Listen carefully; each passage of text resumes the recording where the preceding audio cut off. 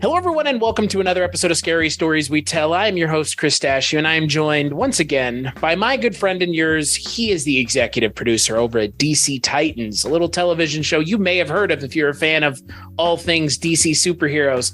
Not the kind of superheroes that get themselves in trouble in the news, the kind that seem to stay out of the spotlight. Our good friend and yours, Mr. Richard Hatem. Thank you so much for having me back, man. You're welcome. Yeah, I don't know. You must have dodged that bullet at DC. You're not working with everybody's favorite, good old Ezra. What's Ezra up to? Look, you get to a point with certain people where it sort of transcends, the way it affects. Moves into an area of, oh my God, this person is sick and right, yeah, help. Like it's no longer a scandal; it's a medical emergency. Correct. Yeah, and what's crazy is you think about the amount of things that you've worked on because you're pretty prolific. You've worked in the entertainment industry for 20 plus years now. Yeah, 30 years. Yeah. All kinds of this stuff happens all the time. Nobody hears anything about it. It's the stuff that escapes the kind of orbit of Hollywood. That's the real big stuff, like the Army Hammer thing, like the Ezra Miller thing. It's like the ones that kind of figure out a way to kind of make it into the mainstream, at least not just rumors from the set. Because there are plenty of dirt sheet websites that have all kinds of rumors that probably are true. So yeah, and it takes a while to sort things out because when you're talking about celebrities, at first there's that first moment of, oh, this is misbehavior among the rich and famous. Right. And they can do whatever they want. Right. And there's this sort of level of contempt and fascination. Yeah, it's so lascivious. Yeah. It's like you judge them, but you envy them or something. Ever seen Eyes Wide Shut? It's just like that. Right, Richard, you work in Hollywood. Every party is like that. Every party you've ever been invited to, they wear the masks, they're naked, they're having sex on tables. You look, it's just not that well produced. Right. There's a Cheese Whiz can there's a box of condoms on the ground. Nothing looks nearly as nice as it did in the movies. Well, most of the experiences you have are shockingly normal, Right. And the shocking thing is, oh yeah, nothing happened. And then you hear about this stuff and it's like, oh, someone's having a better time on the other side of the hill. But it starts out that way. And then the next step is sort of sorting it into a category of, oh, wait a second. Now, is this guy like really bad guy or was this a legitimate, are they trying to make something out of nothing? Right, which has happened. Then yeah, well, it's like the Christian Bale. Remember when Christian Bale yelled? I can quote you some of that. Kick your fucking ass. It's so funny. I will tell you that people have gone back and forth on that. And they've talked about how they've gone back and forth. Right. It's like, well, when I first heard it, I thought he was a monster. But then later, I had a different experience with a person. And then suddenly I understood how he felt. And then I reevaluated it. And then I reevaluated it again. So the Christian Bale thing's gone back and forth. So that's one category.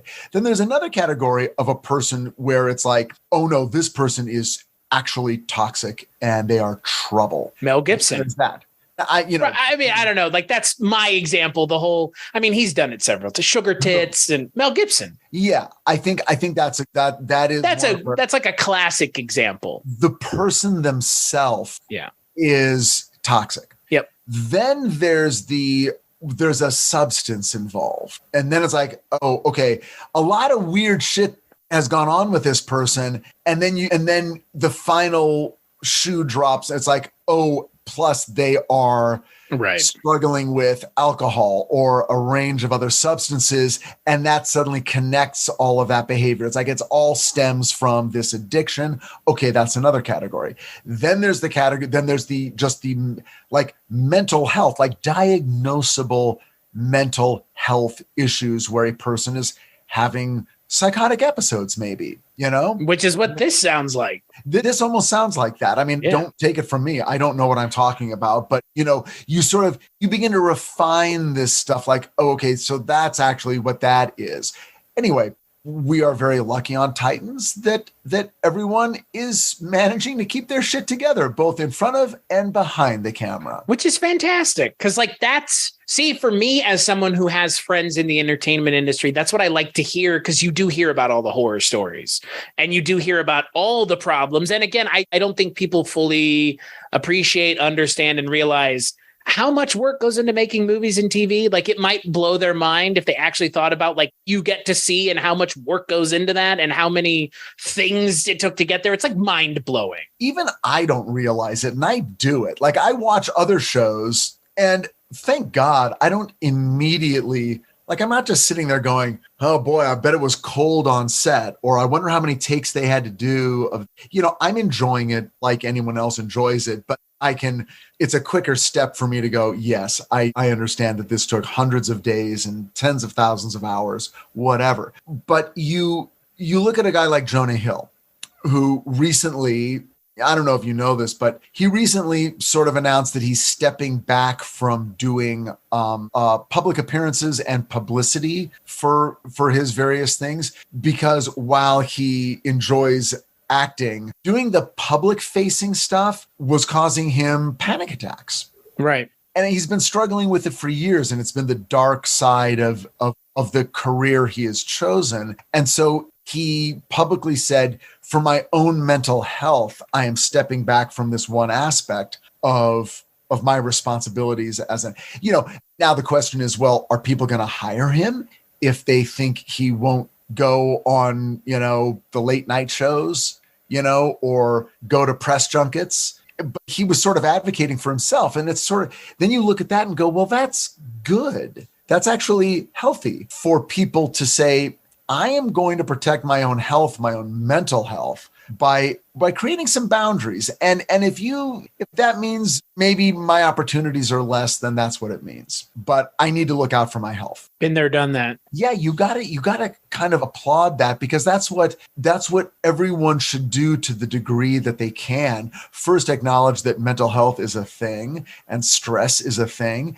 and then make it okay that people express to each other. Look, we've all gone through 2 years of COVID. Okay. And I think a lot of people have emerged on the other side of that with a new understanding of, hey, you know what? We all work in an office. And if you're not feeling well today, please don't come in.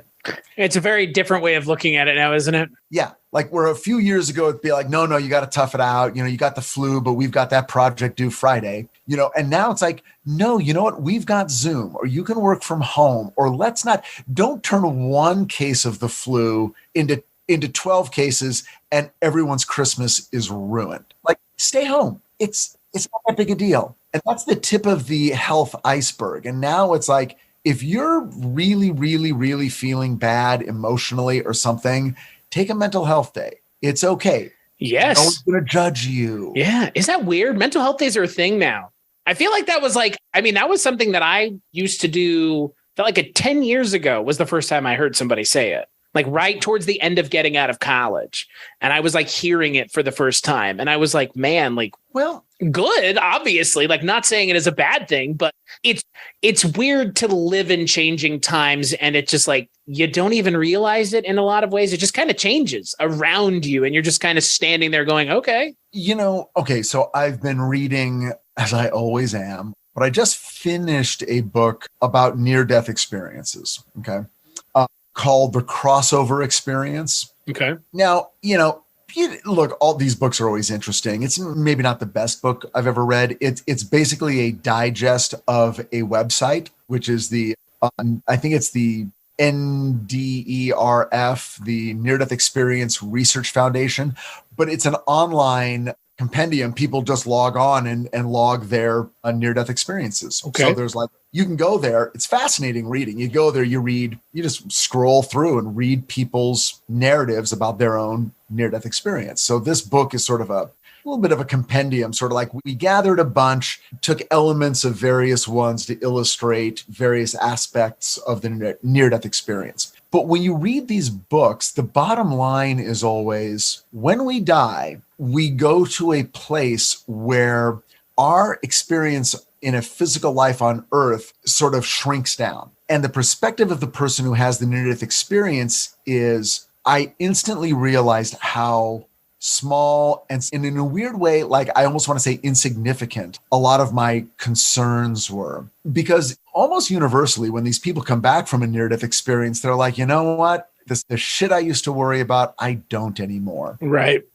All the politics and all the petty arguments and status and what's my car look like in the parking lot compared to everyone else's car and all the materialistic shit, that goes out the window. And I realize it's just about loving people, being patient, really being there in the moment for other people. And that's a nice message to get because it feeds into what we're just talking about. It's like, you know what? How about you don't attack people because they need a mental health day? How about you let that inform your own self-assessment and your own forgiveness of yourself? It's like, you know what? We're all struggling.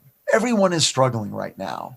And rather than reassure yourself of your imperviousness by saying, well, screw you and all you people are a bunch of snowflakes or whatever the current whatever is, how about you take a moment to go, you know what? We're all trying to get through this. As Charles Dickens said, we're all fellow passengers to the grave. How about acknowledge your own vulnerabilities and help other people through theirs? You know what I mean? You know, Richard, if this whole, like writing gig doesn't work out for you, you could be a motivational speaker. I'm not joking. Look, I mean, here's the thing. I agree with you 100%. I think that NDEs sometimes happen to the people who need them the most. It is kind of, speaking of Dickens, it is a little Dickensian in that way, that he who needs it the most gets, exactly what they need. I mean, fucking Scrooge and Christmas Story, stuff like that. Right. I mean, sometimes it's that way. Sometimes it's people that have dropped out of faith. And sometimes it's just a person who was in the wrong place at the wrong time. I wish we didn't have to have those things happen to realize that like being a decent human being costs absolutely nothing. Yeah. It's like a hard thing to rationalize. Like, never forget, people have a choice. And if people are choosing to be shitty, that's their choice. And it costs them, it costs us a lot more than it costs them to be shitty. Well, I mean, I'm like anybody. Like, I get drawn into the 24-hour news cycle and something is thrown down in front of me that makes me angry. And like everybody else, I start having a big argument in my head with some fictional person who lives on the other side of the political divide. And I get myself all worked up and I get angry and I'm like, I've got to go do something and I want to go scream at somebody. And then I go, whoa, wait, that's not going to change anything. That's going to make me feel like shit. It's going to make somebody else feel like shit.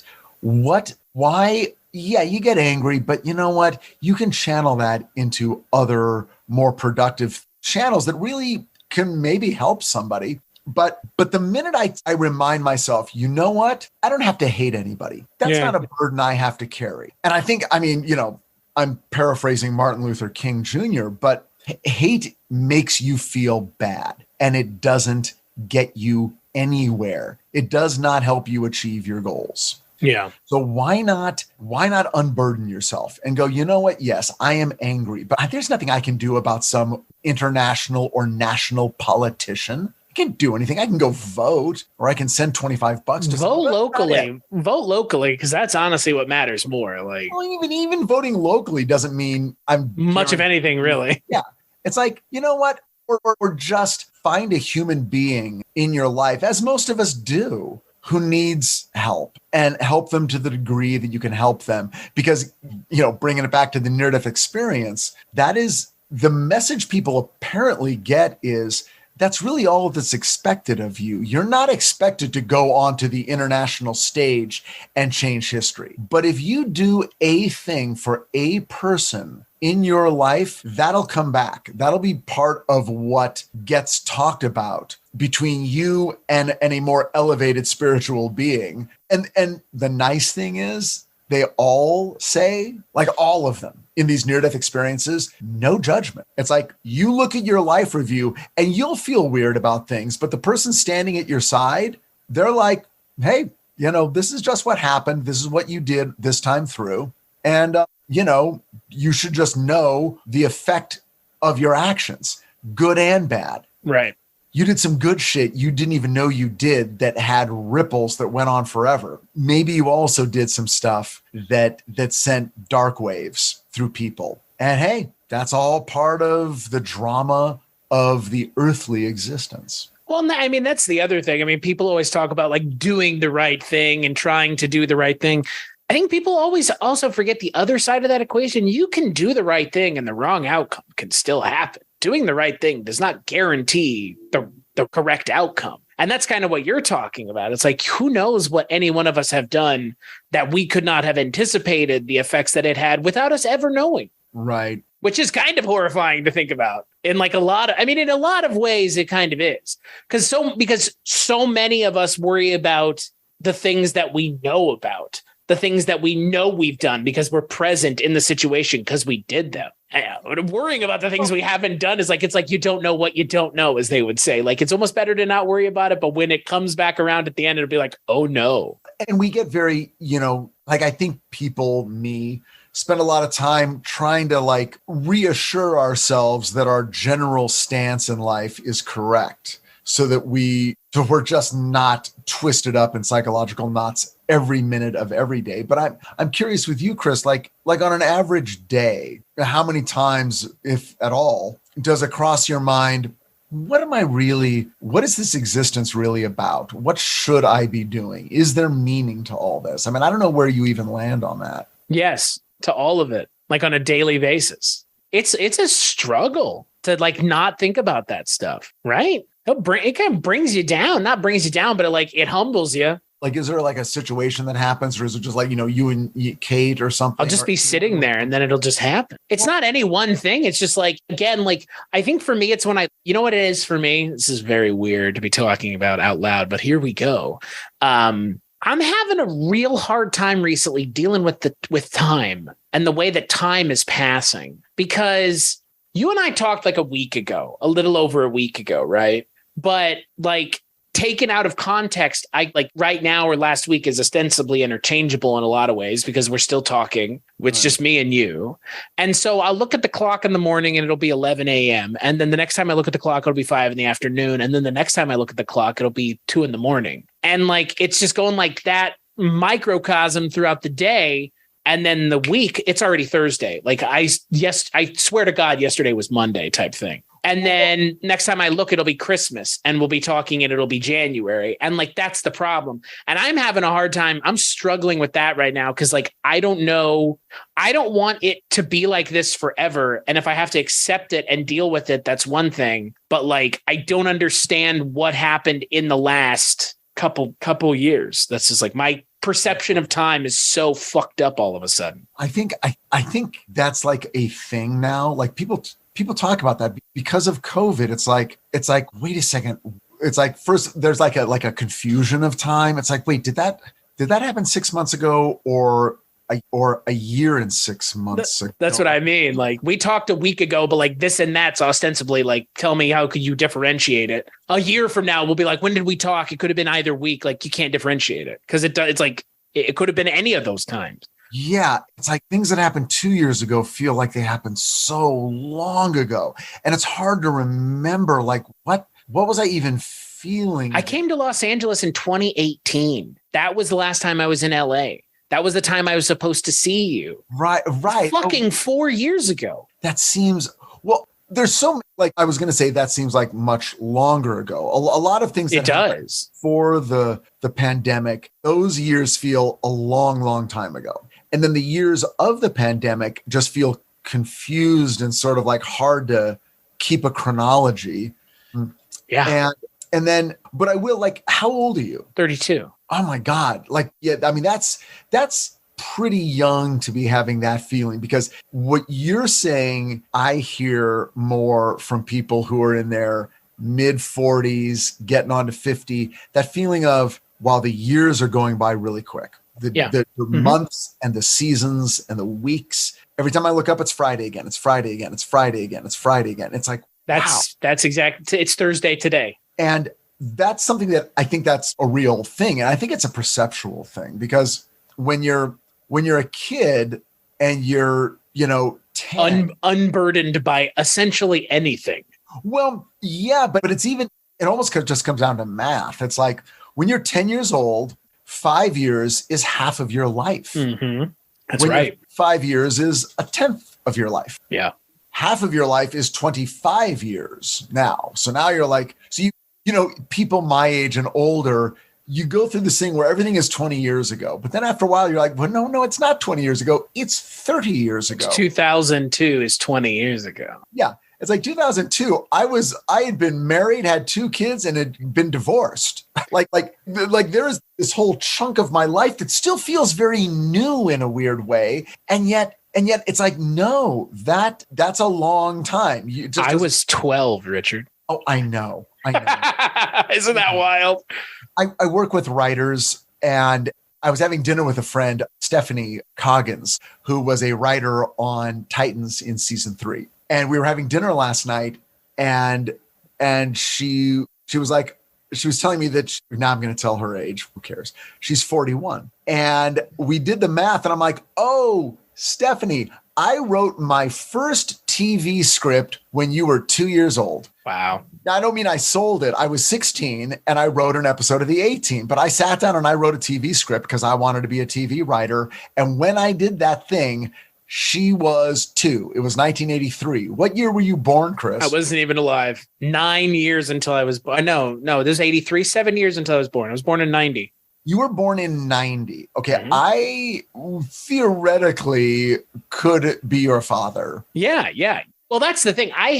So my parents are older than you. But not by much. Well, my mom's a little bit older than you. You and my dad's a little younger than my mom is older than my dad. But my parents are both older than, like, I have some friends that their parents are like straight up Gen Xers. Like my dad is kind of close, but you're a Gen Xer 100%. Like I have friends who are my age who have parents your age. My parents are a little older. They're like, my parents are like in between like your age and my age.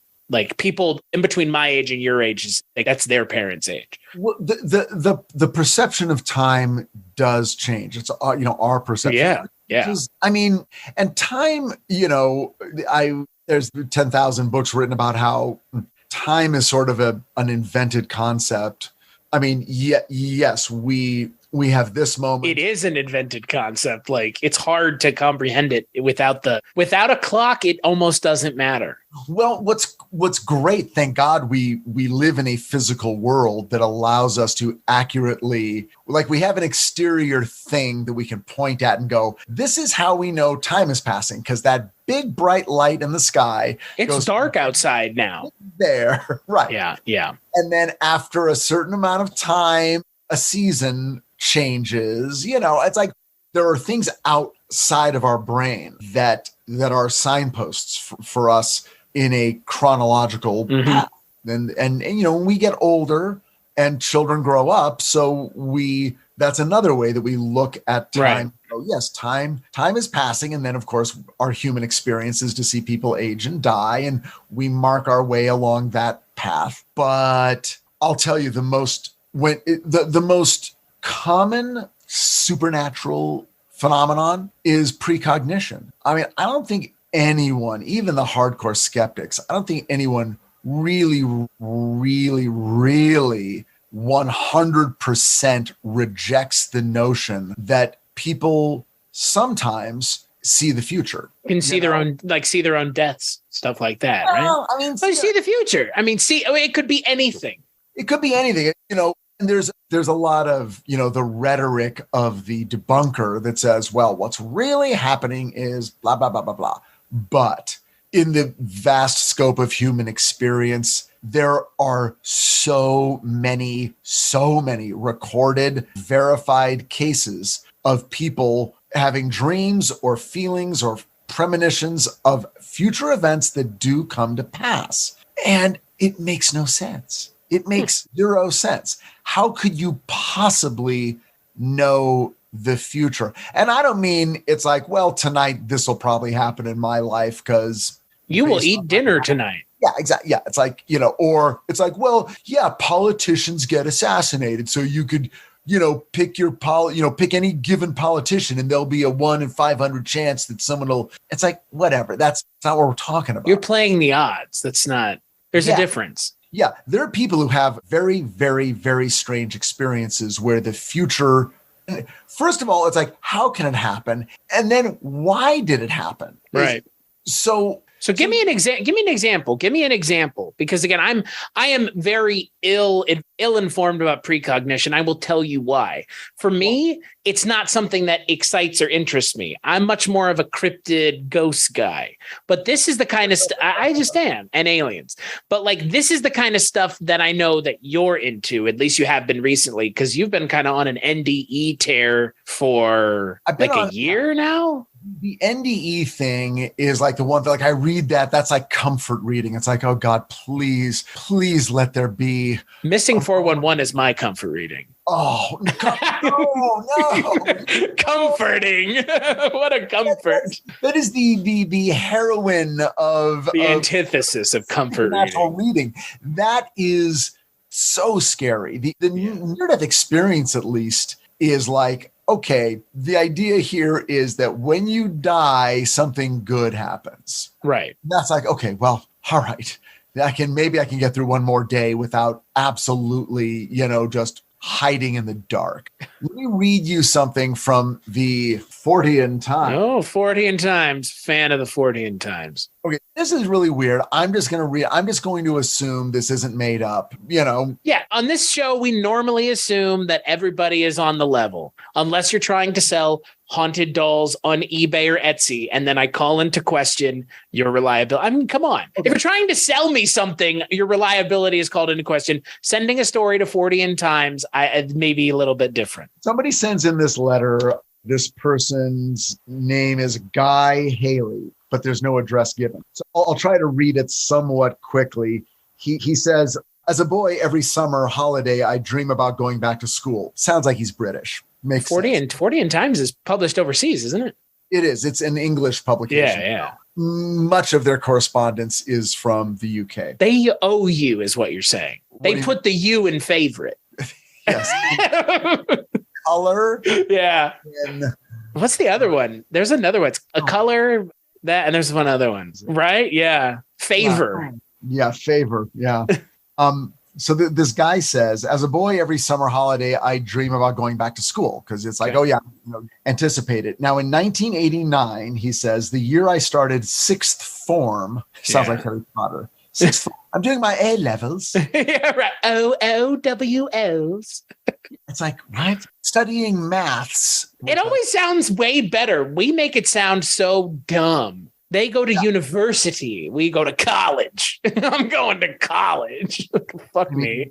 Everything sounds dumber in America. It's not just our universities. So he says, the dream was unusual. I went into the sixth form block through the back fire door. So he's talking about a building where his grade would go. I went in through the back fire door, an entrance that wasn't usually in use, to find all the furniture was new and rearranged. I sat down with some friends from the year above for a chat. We were interrupted by the theme of Neighbours, which must be a British show, emanating from the corner, which was strange in those pre-internet days. It's 1989 he's talking about. I looked around to my left and saw a boy I vaguely knew reach into his bag and take out a portable TV. It was especially striking because it wasn't actually that small. And intrigued, I went up to watch Neighbours over his shoulder. I woke up, rolled over, and thought with a smile, what a weird dream. And I went back to sleep. Okay, so. Oh boy. Now, school began. I was looking forward to see if there'd be any new girls, right? Right. For some reason, we had to come in the building through the back fire door. Of course. I know where this is going. As it gets weirder. As I entered, I noted all the furniture was new and had been rearranged. Okay. I then saw a very pretty, very nervous looking girl sitting on a sofa. At the sight of her, I felt a shiver and a sense of displacement and heard a strong voice that was not my own say, one day she will be your girlfriend. One day she will be your wife, which was weird. So, right, sure. He doesn't describe the voice, though. He doesn't describe the voice. He just says a voice not his own. Right. Because, that could be like, your voice. If I hear your voice in my head, not a voice of my own, but you hear that, take a shit and run. Like, I don't know what to say. Like, Yeah, He didn't hear Lucifer clearly, so yeah, it didn't sound like Satan. It was right. There was like a voice. Now he didn't say, "Oh, I fantasized that maybe one day I'd marry her." He's Right. like, "I saw this girl and I heard this voice, and it was happening at the time that I was noticing that a dream I'd had a little earlier was playing out in real life." Okay, so this is all very okay. So a bit later, I sat down with some friends from the year above. A few moments in, I faltered as the conversation seemed very familiar. I was already feeling a bit strange when I heard the theme from Neighbors emanating from the corner, and I turned my head and saw a boy I vaguely knew bend down and take a portable TV out of his bag. This is all very specific, okay? Right. The only difference between reality and my dream were that the girl wasn't in the dream. And then in real life, I didn't get up and go watch Neighbors. I was too flabbergasted by everything that was happening. He says, though I asked the girl out, she had an older boyfriend. We became friends, though, and then I went to university and later abroad, and we fell out of touch. Now, a few years later... I was about to say, come on, there's got to be more to this fucking story, right? Don't leave me hang and get Guy Hale of Lincolnshire, England.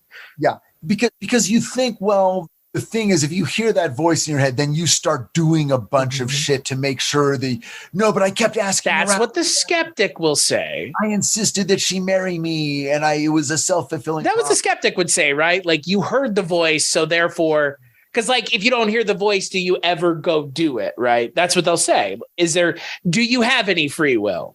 He heard the voice. He asked her out. He shot his shot and he missed. Yeah, they became friends. They went their separate ways for university. End of story, right? Okay. A few years later, he says, I was coming home from my temping job by bus and chatting with a friend whom I had not seen since school. And he asked me what happened to, quote, all those girls you used to hang around with. And at that precise moment, I saw the girl in question get onto the bus. Bullshit. Come on now. So I told him I just seen one of them and wanted to pop down and say hello. So he went over and said hello to this girl. Now, I think it might have been a double-decker bus because he says, I never did go back upstairs and I never spoke to that friend again. So I think he's on a double-decker bus. Okay. He sees the girl get on. He's like, hey, actually, that is one of them. I'll see you later. He goes down. He sees that girl that the voice Mary, right? So the girl and I arranged to meet up for a drink. And he says the rest, 26 years later, you can guess is history. Now, he says, I relay this last part because the reacquaintance itself was odd. Unusually, both of us, he and the girl, were back in the area at the same time, both working temporary jobs in the same town. And the only reason either one of us were on the bus that day was because the cars that we each normally would drive were both in for service. Were they in for service for the same thing? Now that I don't know. Right. Oh, they both had an air conditioning filter out. So these two people in this weird random chance that none of them, like, it wasn't like, well, I thought about her and I looked her up and I found where she lived. And in that moment. And I asked her out and we got married. Now that to me would be like, well, okay, it's weird, but you took an active role in that reunion. This reunion was by chance and they got married. Now, there's a lot going on. First of all, he has a dream that absolutely comes true. Take the girl out of it. He dreams about a future event with weird elements to it that happens. Take the girl out of it. How can you possibly explain how that happened? Why it happened? What theory of the universe do you have to posit for anyone to ever know a weird future random event? Is this any different, though, than like those twins that find each other late and like they're both standing in line at the DMV in front of one another? Is it any different than that, though? Yeah, that's my question. Way fucking different. I mean, it is, but it's the same. But then it isn't, because part of this does have that like weird, I will say, cosmic coincidence. The first part's different, correct. But the second part where they're both in the same place at the same time, like without the dream shit, that is still weird because they both went to school together. They knew one another. Like you know what? You want to take the girl out of the dream, take the dream out of this completely. Running into someone who just happens to be there the weekend of that's like a cosmic coincidence in and of itself. And then you put the dream part on top. And it's like, okay, so now you're saying that this was also entirely predetermined too. Well, there you go. It's like double and or triple layered here in a lot of ways. There's a lot going on. It's like something is telling this person there are elements of your life that are predetermined. Right. Okay, so now you drift back maybe to the near-death experience or people who talk to people who have passed on, a medium. And there's always a lot of talk of, the spiritualist sort of cosmic viewpoint is reincarnation is a thing. You live many, many, many, many different lives, like thousands of incarnations on the planet. That's what they said in that book. Oh, which book? Siren Call of the Hungry Ghosts. Oh, right. Oh, that's so funny because I just recommended that book to a sort of a new friend of mine who is currently texting me going, oh my God, this book is freaking me out. So we're having the same conversation. It's great. Yeah. But anyway, they'll say, you die, you leave your earthly body behind, you return to this heaven, this place that you go to where people live in spirit form, and you discuss your spiritual evolution. And you sort of make a decision. It's like, well, you know what? There's this aspect of me that I've got to go work on. And so I think I do need to go back on Earth and in that world where you're playing for keeps because you have no guarantees because you forget the fact that you are essentially a spiritual being. So you're really, really living the drama that you're living. And I'm going to work on this one aspect of myself to aid my spiritual evolution. And so what is implied is that the situation you're going into and certain things are going to happen. It's like, look, we're not predicting every single event in your life, but certain ones absolutely will happen because those are the things that have to happen for you to have the experiences you need to have to move forward. Okay. So that's weird enough on its own, but now this guy is living and suddenly an exterior voice is telling him a little bit about that. Like, this is the one. He's not saying he had a feeling or it was love at first sight or he saw a girl and within 5 minutes he knew that they could be together. He literally heard an exterior voice. And there are cases of people hearing like exterior voices saying things much like this. In fact, this letter is published in response to someone else's story where they said, hey, I walked into a room and I heard a voice saying, that is the man you will marry. And then she married that man. And so this guy's like, hey, based on that, let me share my story. What is necessitating us forgetting when we come back? How does that work? Do we just forget? Are we just, that's part of it? Is like soul washing? It's just, your fresh and bare-assed soul getting, right. Okay. That's my interpretation. Because if you come back and you know everything. Oh, I don't think I don't think our brains can process that. Well, but it's also that thing where it's like, if you know it's fake, it doesn't hit the same. Richard. You know what I mean? It's like, let me hit it. It's not pure, baby. I get it. 100%. Yeah, it's sort of like you got to get the adrenochrome when it's fresh. The fact that we don't know, we don't really, really, really, really know, makes everything that happens to us, very high stakes. And it has a big impact emotionally. And then the notion that you die and you're like, oh, right. The earth is this weird place that I go to learn lessons. But this realm, this spiritual realm, is the eternal realm. This is where I have spent 99.99999% of my existence as a thing that can exist. And the dream are the lives that I'm born into on earth that now scale down in perspective and seem like a movie that I saw almost. And do you think I guess my other question is, do you think we're experiencing all at the same time, all at once? And do you think it's all, I don't know how you perceive it, but since time is kind of a construct of our own mind, could we not be experiencing all of those at one time as opposed to chronologically just I guess not consecutively, but at the same time? Yeah, the people who have had near-death experiences and then spirits who talk through mediums say that they live in a realm without time. Right. Which is hard to figure, because as they describe their experiences, they will still speak chronologically. They will still say, I was in a tunnel. Right. I saw a bright light. I went to it, which implies that event happened after the first event. Right. And it could be perceived that way. I met a person, then this happened. Then they said, are you going to stay or are you going to go back? Or they said, you must go back. And then I went back. So there is still a narrative. So people aren't saying, oh my God, it was just a tornado of events. Right. But I think you have to experience things chronologically to experience them emotionally. Right. Yeah. Yes. Right. I think that is the only reason we do experience them that way. I mean, because otherwise none of this matters. How else do you grow if not through forward progression?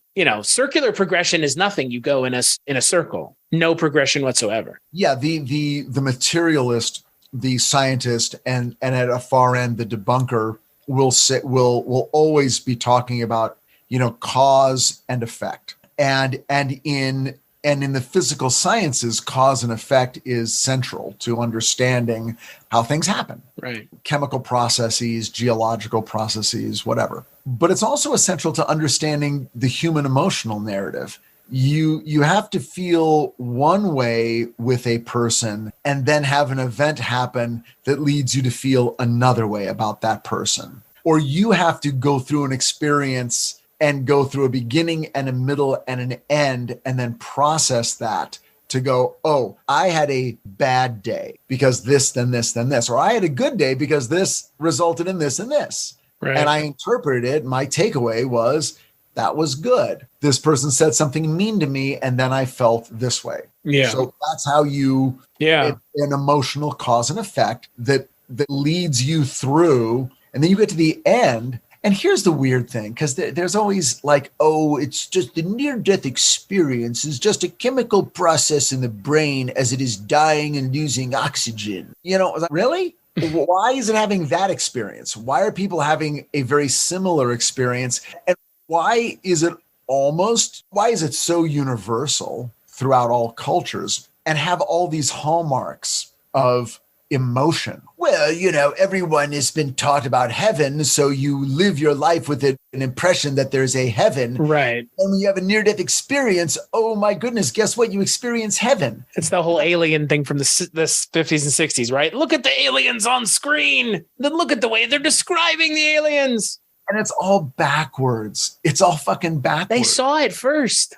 They had to. The experience isn't something that just started happening 30 years ago. It's been happening through recorded history. Right. In fact, if you look at most major religions, you can see they've been reverse engineered by people who had near-death experiences. The near-death experience came first, and then religion came afterwards based on people talking about aspects of their near-death experience in their various cultures.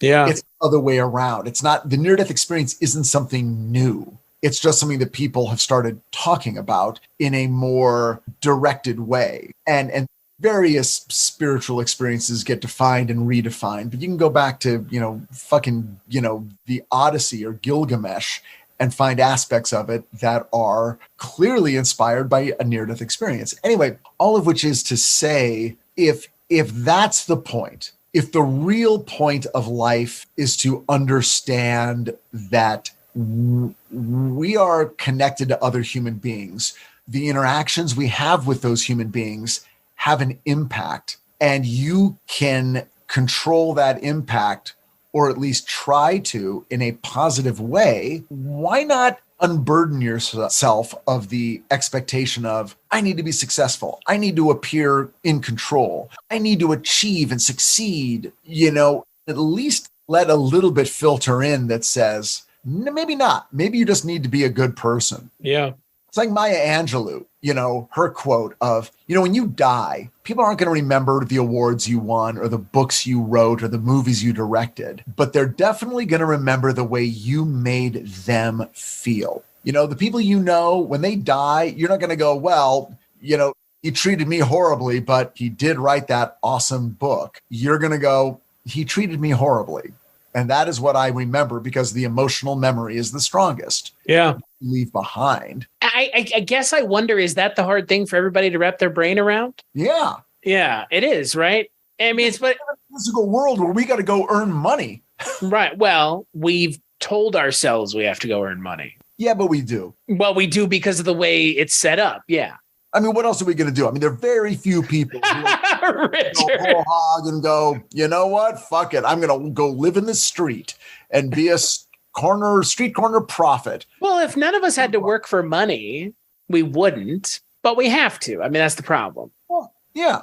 I mean, right. Some people don't. Right. Some people are born into wealth and they have a trust fund and they can do whatever they want. And then those people maybe spend their lives entertaining themselves or they go, wow, if I don't have to work and I can do anything, what if I just devoted myself to trying to alleviate the suffering of other human beings through foundations and fundraising? And, I'll just do that. I don't have to worry about I'm okay. I've got millions of dollars and I've got a monthly stipend. I'm living large. What about a guy like Bob Geldof, who's in a band and then at a certain point goes, yeah, I could devote all of my time trying to make this band even more successful, or I can use all of my connections within the music industry and create USA for Africa. And I'll just be a guy who's like, hey, you know what? I may not be the biggest star in the world, but I'm going to bug you until you show up at the studio with all these other people who you compete against on the pop music charts.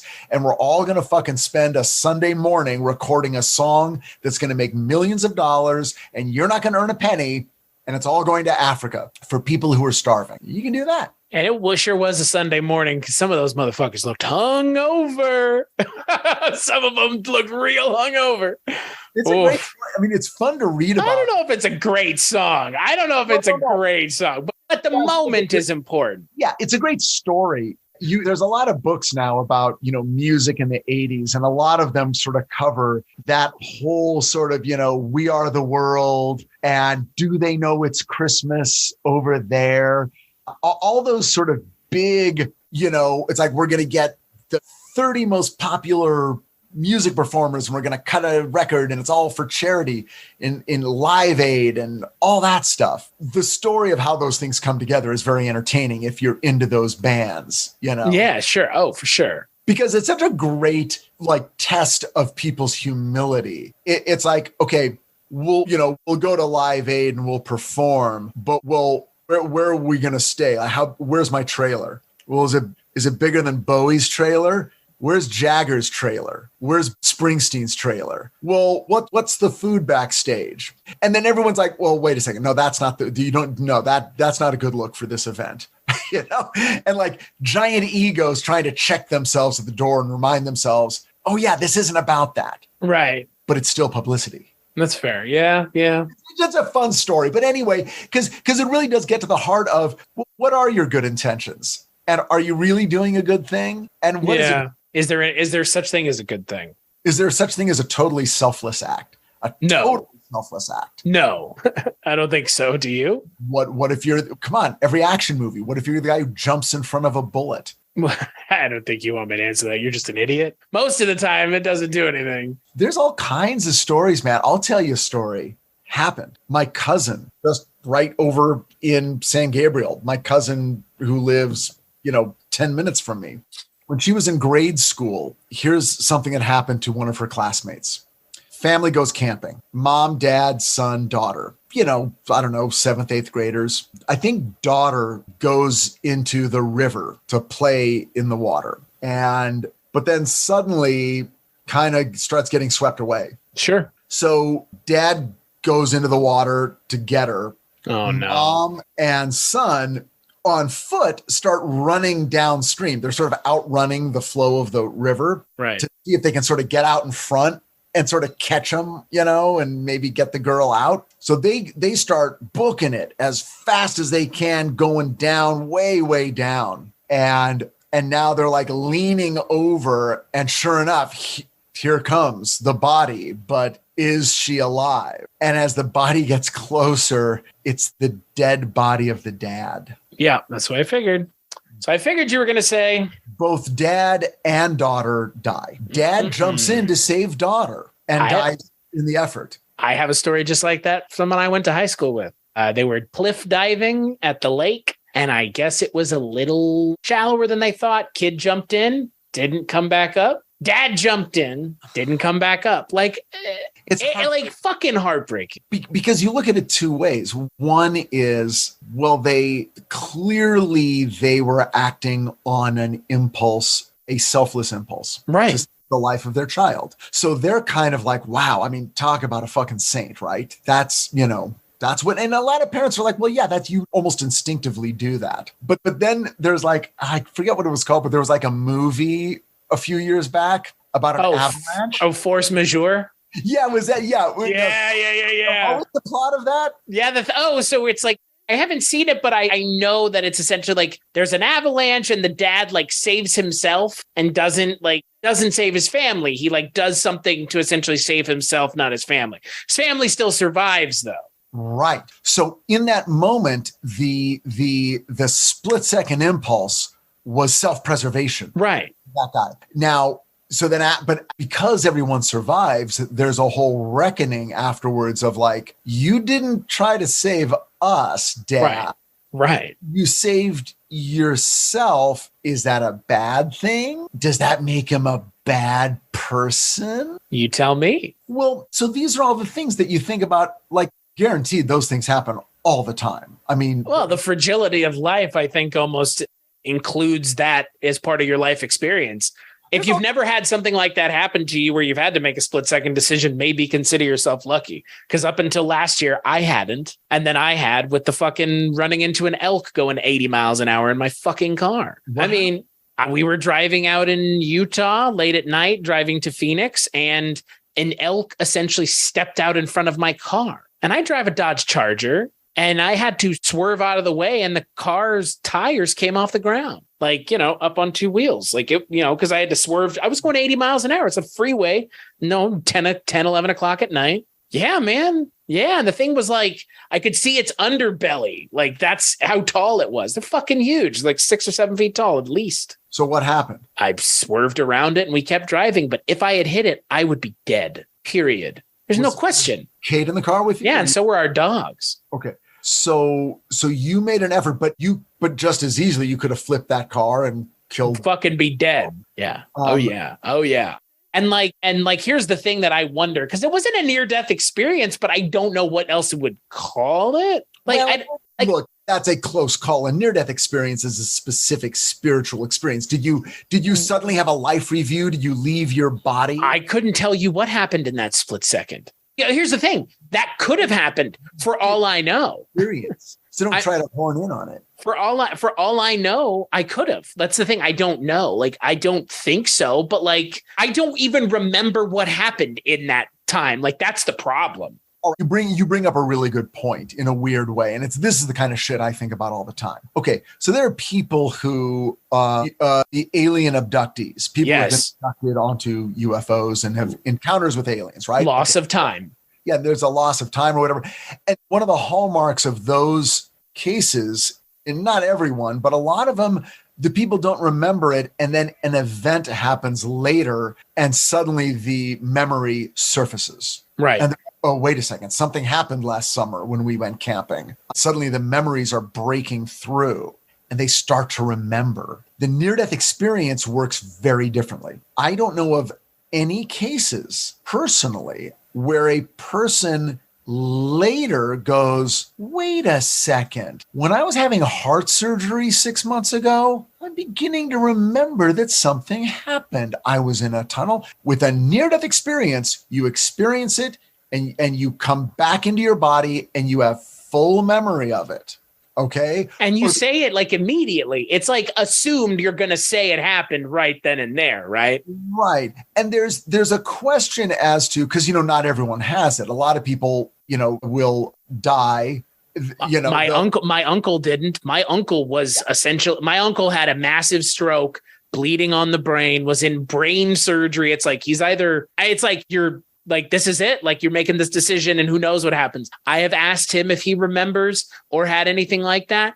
No. Right. Yeah, exactly. Like all kinds of people, you're technically dead for, 9 minutes and they come back and it's like, nope, it was just blank nothing. So then people have tried to say, well, they probably had a near-death experience, but their physical brain doesn't remember it. No, whatever, say whatever you want. I don't hear a lot of cases of people much later, suddenly unearthing memories of near-death experiences. That's just not a hallmark of what that phenomenon is. Whereas is oddly a hallmark of alien abduction experiences. So whatever, interesting point.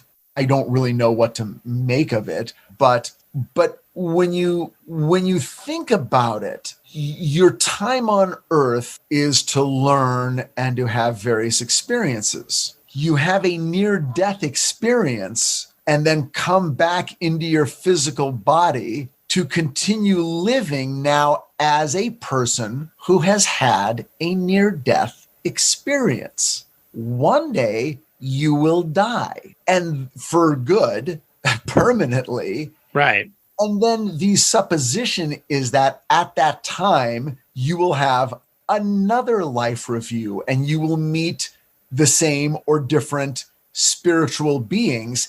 And part of your earthly life will have been to have had a near-death experience and learn from it. So then you'll be up there going, now, wait a second. So clearly part of my life experience was about having a near-death experience and having my feelings change and approaching my life in a different way. Right. And then at that point, they'll go, okay, now let's look at how it affected your life. And did it really change you? Or did it not? Did you learn from experience or did you not, Mr. Scrooge? Well, and that's the thing, like, the term near-death experience, like, I almost think that it's a bad term in a way. You know why? Because like you're dead. It's not near death. Like what happened to me is near death because like I almost died, but like nothing, like these people are dying and coming back. Like I think it's a completely different thing because if the interpretation is it's a removal of the spirit that is there that goes on again to do other things elsewhere, like you are dead and something brings you back. Well, the goalpost gets moved around because it's like, well, you didn't die because you're still alive. So it's like, well, it's a scientific definition of death, but now science is beginning to sort of come around to, it's like, well, there is not like one instant, like death might be a bit more of a process. Like there are people who, for all intents and purposes, we think they are dead. And then they wake up in the morgue. I mean, it has happened. Yes. And it has happened as long ago as hundreds of thousands of years ago and as recently as probably the last year or two. Like it's been happening forever, to my point. Like you mentioned, the near-death experiences are being cataloged for many of years, thousands of years. Like you'll hear horrifying stories of people being buried alive because everyone thought they were dead, but they weren't, And that's why they had the little bell. Yeah. And now, like, I would guess that doesn't happen as much, but there are people who were declared dead, taken down to the morgue, and then they're like, wait, what the hell? And then they wake up and it's like, whoa. You know what they say, Richard? I guess we'll probably never know if it does, but I mean, we won't. Well, I mean, can you imagine? I wonder what percentage of people, there's no way people get buried every year alive in this country, right?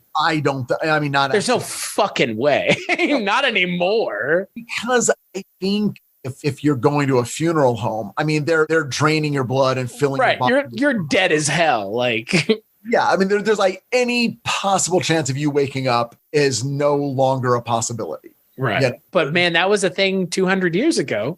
Well, it makes me feel like I want to say like have a document written up, like, okay, if I die, immediately inject my body with like an overdose of, morphine or something. Like really, really make sure I'm dead. But are you do you think you're a fucking ghoul or something? You're going to come back to life. Well, I don't want there to be any, and then burn my body. Right. Like cut your my head off. Cut your head off. That's what I thought you were going to say. Like, first things first in my will, I have to have my head lopped off wherever I am with the rustiest axe possible. Or if you think I'm dead, then like immediately drain all my blood out, you know? Here's pretty easy. Here's pretty easy. If you think I'm dead, punch me really hard in the nuts. And if I don't wake up, then... No, but then later, if you do wake up, you got like sort of tongue. The worst case of being punched in they just wail on you. Are you awake? Are you awake? Like you come back and it's like I floated above the room and I could see everything. And then I saw you punch me in the nuts. Just over and over again. What was that about? It's like, well, we were just trying to make sure you were actually dead.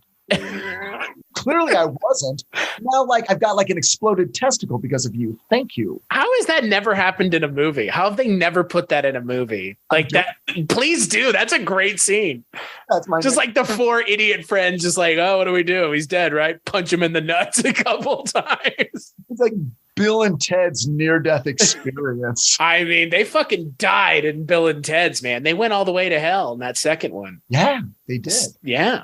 I don't know though, because, the near-death experience, the thing about it for me will always be like that transformative process. If it is boiled down unspiritually, is it just your brain changing chemically because you die and then you come back? If you wanted to boil it down. Well, I'm not saying we should, because I think the spiritual interpretation is a much different, more kind of far-reaching one than like the brain chemicals change. Like, boy, that's fun. Like, that's a real fun time. We don't know. Right. But the people, as far as I can tell, who study it, without a stated goal of debunking it and disproving it, sort of go, well, look, medically, a hallucination is defined in this way. And it's very different than a near-death experience. Right. People on various drugs, DMT, ketamine, LSD, whatever, they have experiences. And some of those experiences are somewhat similar. Sounds like a Friday night at the Hatem household. Ketamine, LSD, acid. What the fuck are we doing? A second cocktail. Richard, I mean, every time I always ask you what's in your cocktails, and you're like olives, and then you put a blood or acid in. That's what's in there, baby. This is not bragging. This is just, sad fact. I have never been on anything harder than pot. Right. That's it. And pot never really worked for me. I mean, explains why the Mothman prophecies is just so grounded in reality. Oh, shut up. I was being dead serious. I'm being dead. If you think about it, like artists who have had that transformative experience, their art also transforms. I mean, look at someone like the Beatles. You think I'm joking, but in a lot of ways, like I asked factors into this question because like we do know that using certain psychoactive drugs permanently alters the brain chemistry. So like, that's why I'm asking like the thing about NDEs, like, could that in and of itself alter the brain chemistry and do exactly what we're saying? And like, cause we've heard of people like, fuck even CTE, right? These dudes are getting clocked on the head a bunch of times. Their personalities change because their brain is eating itself. People who change in a different way chemically in their brain through the use of drugs to alter their brain balance. I mean, could it not be the same thing? Yeah. I mean, it's a really good point because we perceive through a physical organism. Right. Okay. And the whole question of life after death is, does an element of consciousness, can it exist without a physical source? Right. Right. So, I mean, that's what NDE answers, right? Yes, it can. Well, except for the fact that the people do come back. So it's like, well, you weren't 100% dead. You were like 99.99999% dead. Right. But do they think somehow you being 100% dead, that is going to be any different than what happens if you're 99% dead? Well, we don't know. A, I don't know. B, doesn't happen to everybody. The people who do have these experiences, they're similar, but not exactly the same. Right. But they share qualities, but the qualities they share are so overtly spiritual, like overtly. It's like, I saw beings of light. I felt flooded with love. And I was still me, but I understood now that my nature was a spiritual nature. Then I saw a life review. I saw events from my life that I totally forgot, but I didn't just see it from my point of view. I saw it from the point of view of every single person I interacted with, and was led to understand the emotional effect it had on them. Why that would be the purview of a brain chemical, I don't know. Right. Well, but then I have the next question of, so when people have those like moments that we're talking about where you see your life flash before your eyes, are you viewing that first person then, or are you viewing it in third person? Well, because what you're talking about is then viewing your own life in third person. Yes, because you come to understand that you have this sort of core essence that then must take physical form time after time after time. And when it takes physical form, it expresses itself through that physical organism. And every time it's different, and every time that organism has the DNA of different people and is living in a different culture in a different time, at least a little bit, sometimes a lot, but at least a little. And it's not, it's nature nurture. It's like you are the ghost in the machine. You're a spirit in the material world. And your material existence is important. Yeah. And it dictates much of who you are and what you are. And it all leads to a place of, wow, things are a lot weirder than we can even when it's explained to us, we can't understand it. If that is true. Do we create our own post-consciousness reality? Very good question. Yes. Right. So therefore heaven and hell don't exist. It's all of what we've created anyways, right? I just love being a guy who hears a very eloquent philosophical question and then just goes, yes, and points directly at me. This is a video. This is not a visual medium, ladies and gentlemen. If you can see us on Zoom, I just pointed at Chris. Yeah, he gave me his best Uncle Sam. I was like, Richard, do your best Uncle Sam. Well, it's like we're on the equivalent of a spiritual, like a Sunday morning sports talk. Yeah, pretty much. I know. Does so-and-so, start, yes. Yes. Bang, bang, bang, bang, bang, bang, bang, bang. Well, that's the question, right? Because for me, that is, I always say, I'm not a religious person, but I consider my spirituality very important to me. Your spirituality is like the only thing you take out the door with you. According to spiritual theory, yeah. Yeah. Yeah. So in my mind, whatever exists after this, my hope is it's whatever you want it to be, because ultimately, that's why wouldn't that be what it is? Because if this is all there is, it's like shockingly boring, frankly. Well, it's almost part and parcel of the philosophy that if there is a greater consciousness, but you are a part of that and it has been individualized within you, then when you re-enter that ocean, you're still your own drop of water. Right. But you are aware that you are connected to all the other drops of water. Yeah. And maybe there's an evolutionary process where you dissipate into the greater consciousness.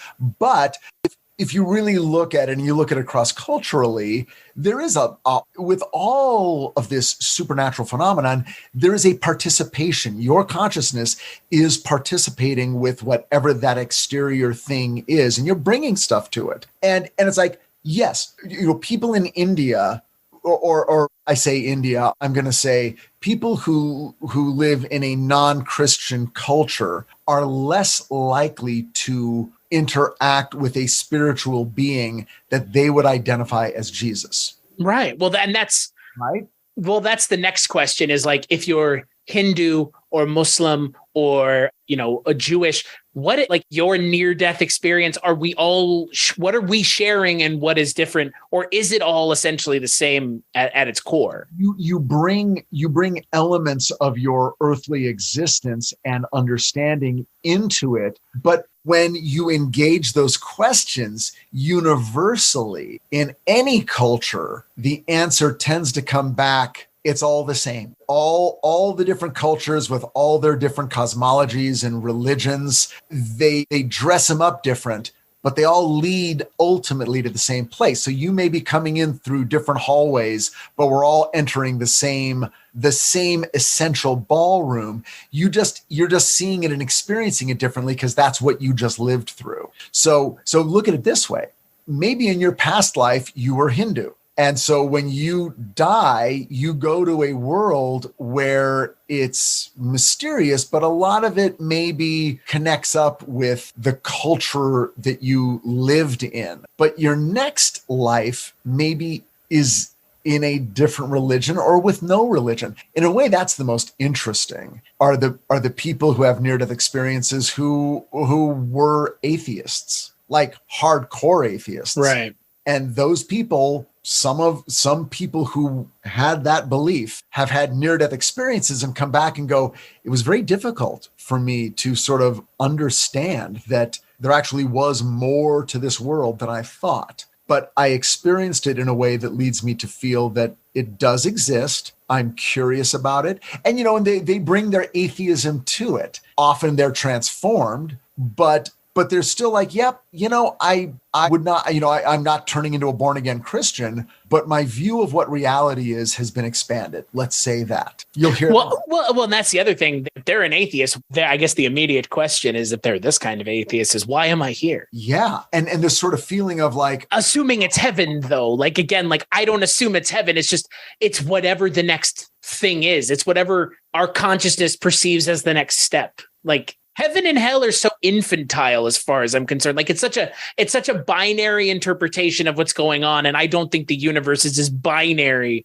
as people like to believe. Well, not only that, but it also takes away your agency, because right. A lot of these near-death experiences sort of land you in a place of, well, you're the only one judging yourself. And when you get to a different spiritual plane where you realize that the whole goal is love, and the whole the process through which you learn that is through an evolution of your soul. And if you die and immediately realize that you have not only wasted your life on hatred and violence, but you've made no progress, and you've actually hurt so many other people, that actually becomes intolerable to you, and your level of regret and self-recrimination is huge. And what you have to do is both experience that, but then also look upward and seek out guidance where you can do better. Yeah. And we haven't even talked about ghosts and spirits that are trapped on the physical plane, because I think ultimately even the world of the dead and all those spiritual realms are physical. There's a physical aspect to it. It's that exists in either our universe or other more, tenuous dimensions. But I think it all has some element that could be called physical. Let's just put it that way. Yeah, I would agree. I wanted to ask you as the final question as we bring this episode to a close, because you kind of brought it up a couple times. What is kind of your read on past life regression then? Is that tapping into the soul and kind of hitting on maybe those rough markers that are left through our consciousness? I think for some people it can. I think some people, because you're talking about previous lives and, reincarnation. Because again, like the big question is, if there are past lives, can we access the information from them, or the feelings and the thoughts and the life experiences? I think some people's spirit and soul isn't anchored as heavily in the body, and it has a bit more play. Sure. With those people can experience a wider spectrum of reality. Right. They can talk to the dead. They have precognition. They have psychic abilities that are more than the rest of us, because some of us we're anchored a little bit more in the meat machine that we were given. I think that's how I am. I'm not psychic at all. I don't see ghosts. Some people do. Some people might have greater access to their past lives, and other people totally capable of making that up. and just experiencing a very vivid fantasy. I don't really have any way of telling the difference, but if I give even a little credence to the near-death experience and what those people have learned, then I've got to sort of go, well, then theoretically, maybe certain people on this plane are able to remember those other existences a little bit. If Usain Bolt can run 60 miles an hour, then there have got to be people who can access their brain as equally well as he accesses the ability to use his legs. I mean, all we have to go on are people saying what their experiences were. Anecdotal evidence. Right. And you can either say that 100% of them throughout the history of the world were lying or crazy.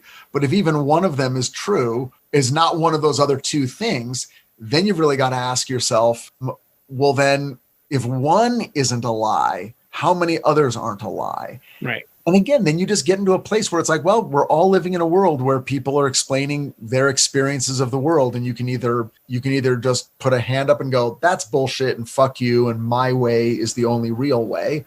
Or you can go, your life is different than mine, and yet still legit and still worth taking up space on this earth. Which is a really hard thing for a lot of people to get down with, to remember that like there are other people.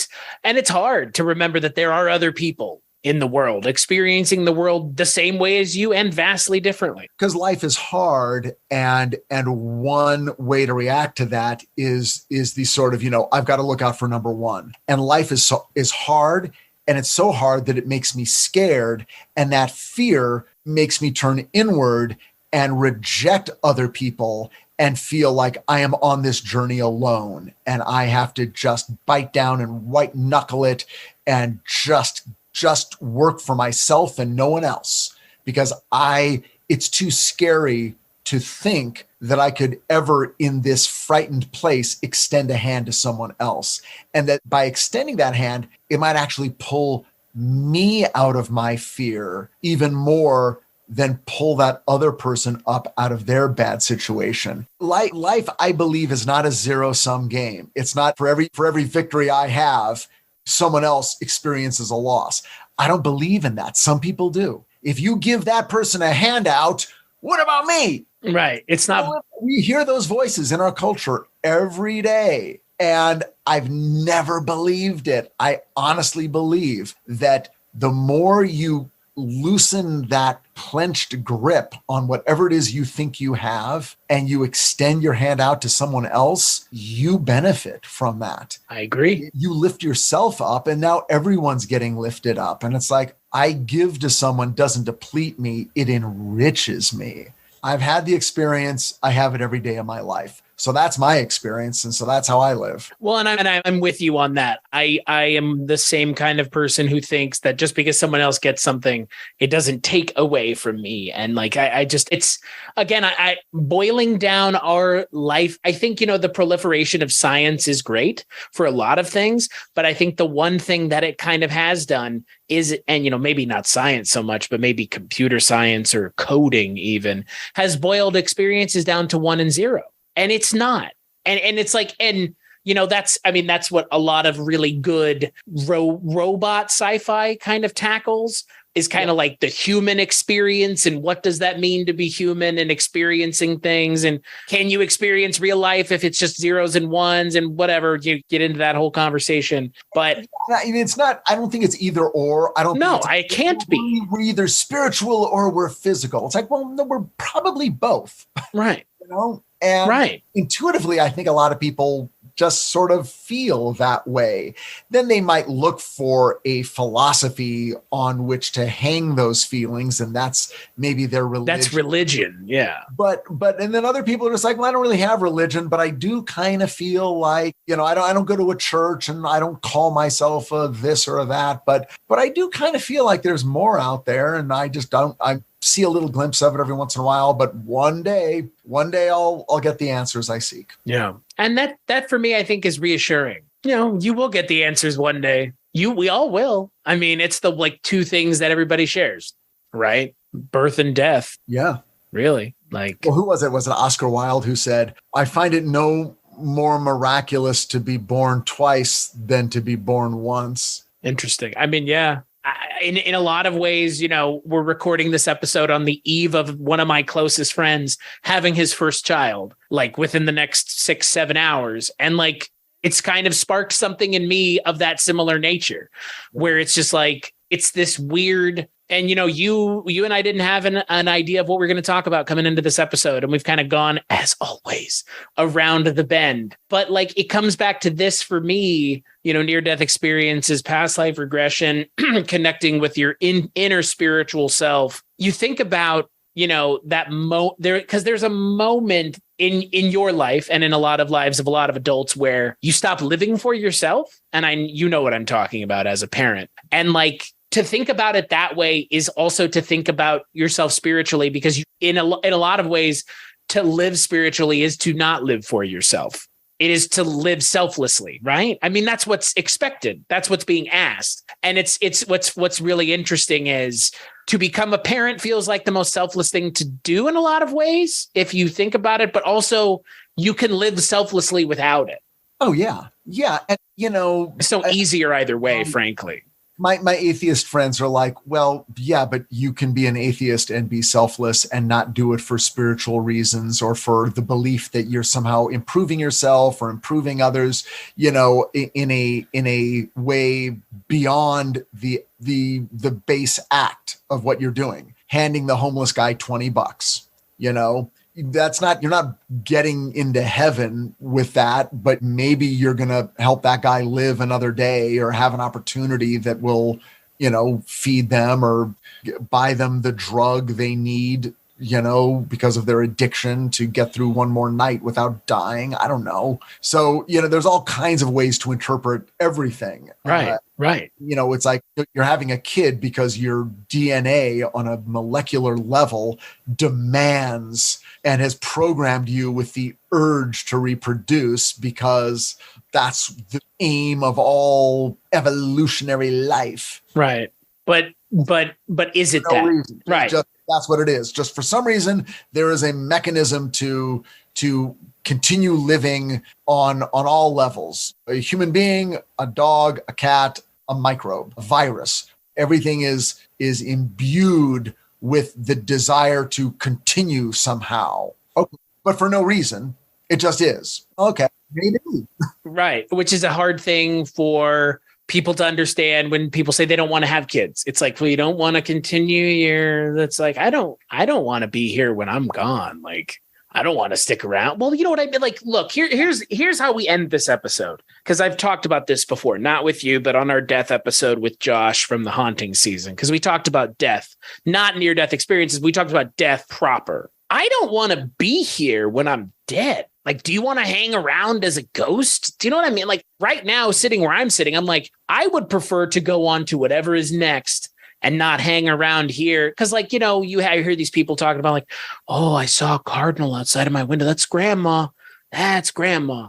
It's like, but fuck, it's not grandma. Like grandma's not. I hope grandma is off with grandpa. If grandpa's passed away, enjoying herself or doing whatever makes grandma happy. Cause like that's for me. That is for me. That's not grandma. Right. It's like a person trying to take comfort in something. Now you might believe, well, a person is in a happier place. Right. And they have the ability to send a sign down to you to tell you I'm okay. So they'll send a bird or there'll be a dream or something. And, obviously we've all heard that and we know people have had those experiences and, maybe or maybe not. If they feel better, then great. More power to them. What do you, is that's kind of your read on it? Well, I've never understood this sort of like a lot of like the hardcore skeptic debunkers kind of work up this whole sort of like self-righteous indignation. The very idea that there are people out there claiming they can talk to the dead. Can you think of anything more cruel? Playing on the pain of a survivor by going to those people and telling them, oh, your dead relatives are happy now. I'm like, what? Why is that mean? Why is that cruel? Yeah, I suppose if someone is making a lot of money doing it, but even then, is it really, do the people walk away in pain? And what injury is really being delivered? Now, these people believe that there is another life. Well, what's harm in that? Oh, well, have you ever read a history book about all the wars being fought over religion? And I'm like, well, that's two different things. Wars being fought over religion, yeah, there's an aspect, there's an overlap of religion is about a belief in an afterlife. But if an individual who is never going to be involved in a religious war or jihad or a fatwa or anything else is just walking around with the crazy delusion that when people die, part of their consciousness lives on, and they paid $20 for that. So I don't see that as being evil. That's like saying, oh, can you imagine anything more evil than someone who writes a fictional story for someone else to spend their time reading and then feel away when that story's a lie because it never happened? It's like, what are you getting so worked up about? Take it easy. I think it's the messaging of it. I think it's this, like, I'm speaking to your dead loved one. It's like, I'm man of it, but here's the thing. To your point, as they say in Monty Python, Meaning of Life, let me tell you something. I'll say this much. It's people who want, look, if you if you perceive it as people being ripped off, then the people who are getting ripped off are allowing themselves to be ripped off. You're not going, I'm not going. And so are they doing anything untoward to one another? Not really. And they're doing it to people that are willingly there. They're choosing to be there. It's like someone grabbed you by the head and said, we're going to see fucking John Edwards, Richard, and you're not going to get a choice. Like, nobody's saying that. No, I don't know a lot of people who went through self-imposed financial ruin to a guy like John Edwards. I don't even know how you could. Right, I don't know. You'd have to go every single day. I think that's a little different than the revival tent preacher who says, if you give me money, I'll make sure you get to heaven. I am making a distinction between those two things, and maybe the debunkers aren't. They're just like, all religion is a scam, all the way from the Catholic Church all the way down to the fortune teller on Melrose. It's all the same thing. But I don't think it's all the same thing. I actually I draw a lot of lines. I chop up that pizza into a lot of pieces. They're looking at it binarily. They're saying that the people they're saying that because they don't believe that you could speak to the dead, those people are not offering anything of value outside of that. Right. What are they offering if they're okay? So if you cannot speak to your loved one who has passed on, let's just say you can't do that. Nobody can, but people can say that they can. Right. Okay. So what does that mean versus on the other hand, people can? Is it any different? Is there a difference, frankly? Well, or you're using, the word, definition is in the word, a medium. Okay, I'm a person, I don't speak to the dead. I'm not having dreams where they talk to me. I haven't had a near-death experience, but this person says that they can, and then I meet with them, and then they tell me things about a dead relative of mine that make a lot of sense. And then I feel a certain way about that. But if you give them information and they're regurgitating it to you, then they're not speaking to the dead. That's just cold reading.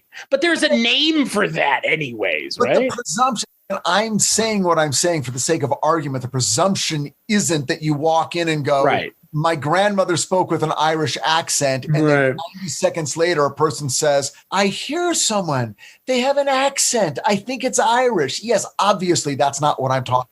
Obviously, there are people who walk in and give a bunch of information, and there are other people who say they're psychic who do a thing.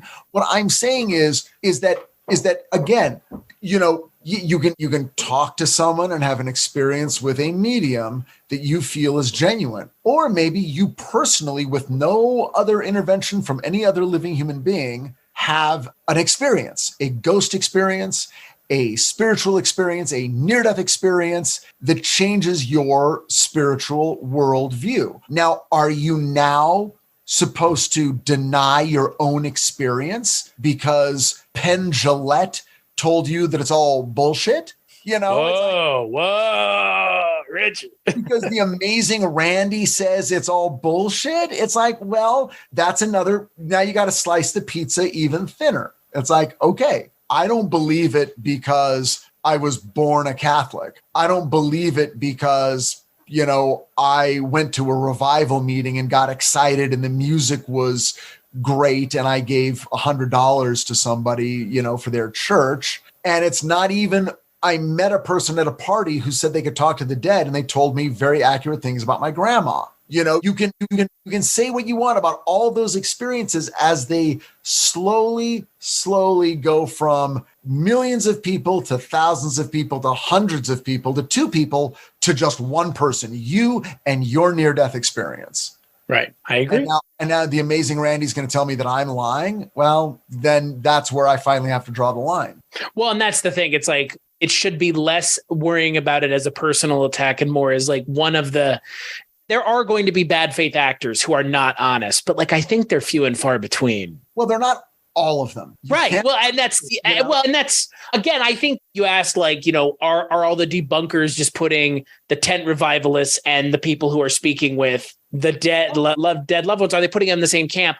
I think who they're putting in the same camp is people who do cold readings and people who are being mediums. I think those are who they put in the same group, actually. What they'll ultimately say is, look, if a person gets in a car accident and they think they had a near-death experience and they think the thing that they experienced means that there's life after death, look, God bless that person. I'm not going to say anything against them, but the fact of the matter is they're just perceiving their experiences incorrectly. They had an experience and they're interpreting it in a particular way and they're calling it a ghost or a Jesus moment or whatever. But the fact of the matter is it's just chemicals in the brain and they had a hallucination that I believe that they believe, but they're wrong because there isn't, because there can't be, because there is only the physical world. That's ultimately what they will say. That you just keep falling back and falling back and falling back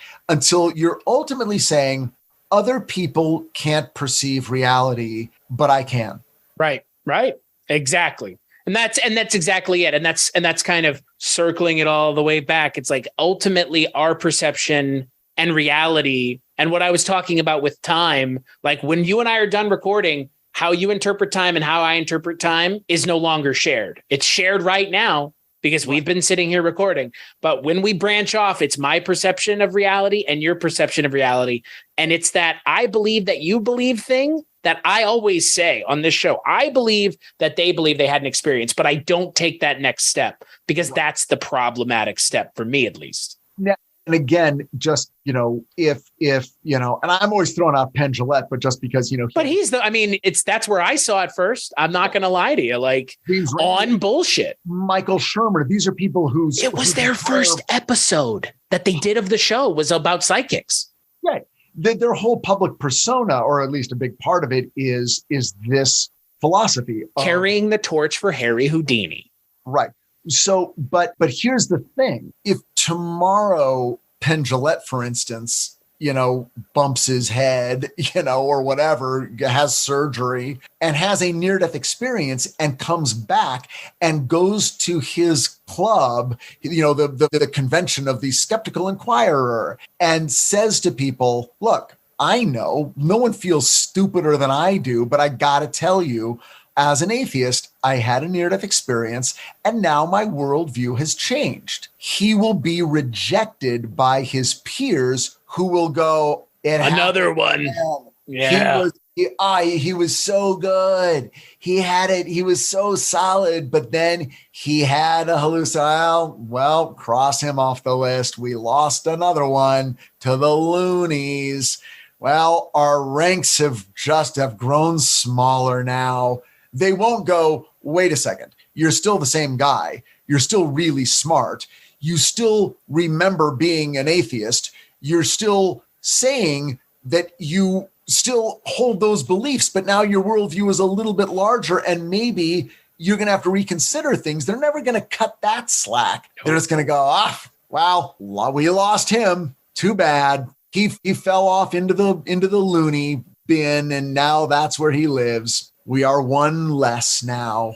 That will be the takeaway. It won't be, let's listen to a person that up until yesterday we respected and widen our worldview by accepting that maybe something changed for him. Right. Because it's always too scary to go, maybe someone who has a very different philosophy from me can still be a legitimate person that I have to take seriously. Because it's so much easier to go, they're a lunatic. My interpretation is the only one that matters.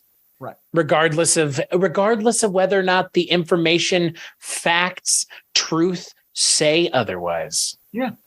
It's tough. We live in it's hard, because we all want to believe that we've got a lock on reality. And it's really upsetting when something happens up in our face that questions that. Where can people find you when you're not here? You can find me less and less on Twitter. I show up very rarely now. I used to do it daily. Now it's like every once in a while I'll check notifications. But if you want to get in touch with me, Twitter is still a way to do it, at Richard Hatem. And otherwise, you can find me on Titans on HBO Max. The first 3 seasons are now available to stream on HBO Max.